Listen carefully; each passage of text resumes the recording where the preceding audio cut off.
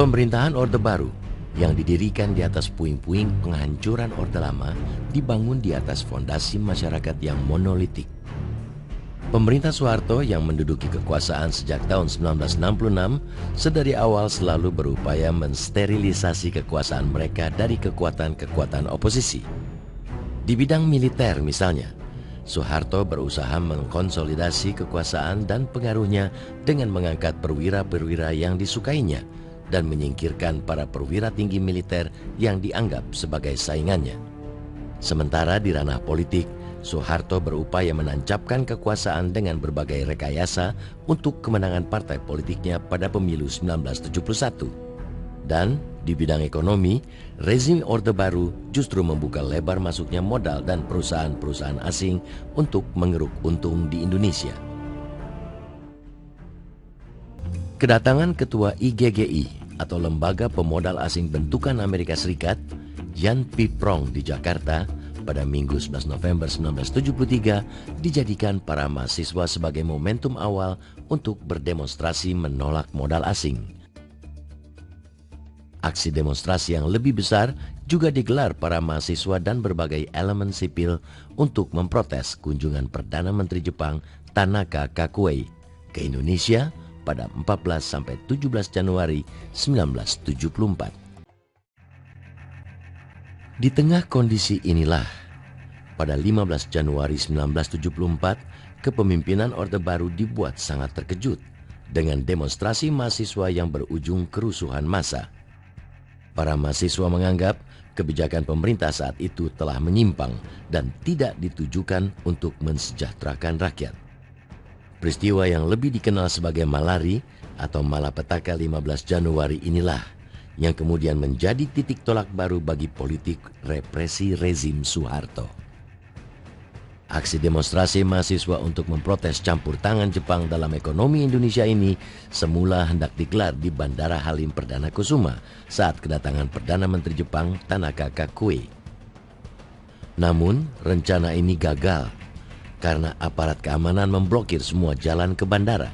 Massa pun kemudian mengalihkan aksi demonstrasi di kawasan Jakarta Pusat.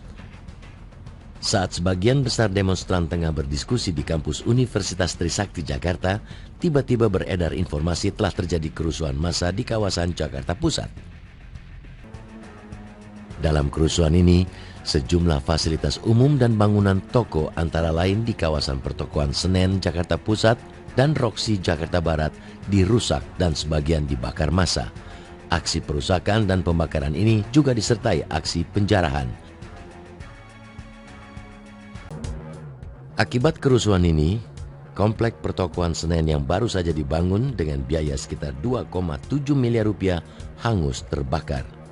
Menurut Menteri Pertahanan dan Keamanan saat itu, Maraden Pangabean, kerusuhan ini mengakibatkan sebanyak 807 mobil dan 187 sepeda motor rusak atau dibakar. Sementara 144 buah gedung rusak atau terbakar. Selain itu, sebanyak 160 kg emas dilaporkan hilang dan dijarah massa dari sejumlah toko emas. Kerusuhan itu juga menewaskan sedikitnya 11 orang dan menyebabkan 177 orang terluka. Dan 2 hari setelah peristiwa kerusuhan, Perdana Menteri Jepang Kakuei Tanaka kembali ke Jepang dengan diantar oleh Soeharto dengan helikopter dari Binagara ke Halim Perdana Kusuma.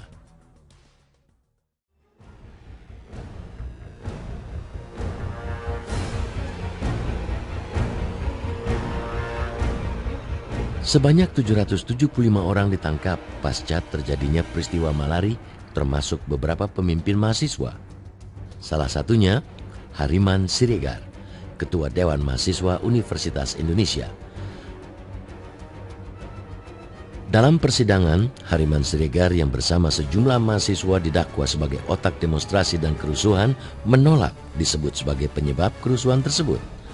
Menurut Hariman, berbagai aksi pembakaran dan pengerusakan oleh massa itu sudah di luar kendali mahasiswa.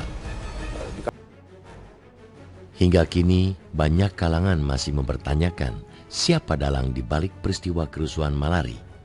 Setelah sempat ditahan dan menjalani persidangan, Hariman Siregar dan kelompok mahasiswa lain juga tidak terbukti berperan dalam peristiwa kerusuhan tersebut. Beberapa analisis menyatakan bahwa peristiwa Malari merupakan peristiwa rekayasa yang disetting oleh salah satu dari dua kelompok militer yang tengah bersaing berebut pengaruh, yakni Kepala Opsus yang juga aspri Presiden Ali Murtopo dengan Pangkop Kamtib Jenderal Sumitro, yang keduanya diduga sama-sama ingin menguasai gerakan mahasiswa. Soal perselisihan Ali Murtopo dan Sumitro itu hanya satu dari berbagai versi yang beredar terkait pemicu peristiwa Malari yang satu sama lain saling terkait. Peristiwa Malari sebenarnya bukan kerusuhan terbesar yang terjadi selama kepemimpinan Soeharto. Namun, meski bukan yang terburuk, dampak peristiwa itu sangat besar karena menentukan watak represif rezim Orde Baru yang dipimpin Soeharto. Peristiwa Malari yang terjadi pada tahun ke-7 pemerintahan Presiden Soeharto tercatat dalam sejarah sebagai gelombang penolakan pertama terhadap kebijakan pemerintahannya. Pasca peristiwa ini, rezim Soeharto berupaya keras membungkam dan membonsai suara kritis mahasiswa dengan berbagai cara. Di antaranya dengan memberlakukan kebijakan normalisasi kampus Badan Koordinasi Kampus (NKBKK) untuk membatasi aktivitas politik mahasiswa. Rezim Soeharto juga mulai bertindak represif terhadap setiap bentuk demonstrasi dan gerakan sipil untuk mengkritisi pemerintah. Rezim Orde Baru juga tak segan melabelkan berbagai stigma politis terhadap para tokoh dan kelompok-kelompok sipil yang bersikap kritis terhadap pemerintah atau aktivitas bisnis atau politik keluarga dan kerabat Soeharto. Watak rezim Orde Baru yang nyaris tanpa kontrol dan anti kritik ini dalam perkembangannya juga menyebabkan tumbuhnya praktek korupsi, kolusi dan nepotisme, dan praktek-praktek menyimpang lain dalam jalannya pemerintahan. Akibatnya, dalam bidang ekonomi misalnya, pembangunan nasional sama sekali tidak merata dan gagal mensejahterakan rakyat. Sebagai sebuah peristiwa sejarah yang berimplikasi luas, selama kekuasaan rezim Orde Baru, insiden Malari juga tidak pernah diinvestigasi secara serius dan transparan. Akibatnya, fakta-fakta, penyebab, dan pihak-pihak yang bertanggung jawab atas terjadinya insiden ini tidak pernah terkuak tuntas. Kondisi ini menyebabkan bangsa Indonesia kehilangan kesempatan untuk bisa bercermin dan belajar dari sejarah yang akurat dan benar. Tak aneh, bangsa ini kerap terjatuh dan melakukan berbagai kesalahan yang sama berulang-ulang.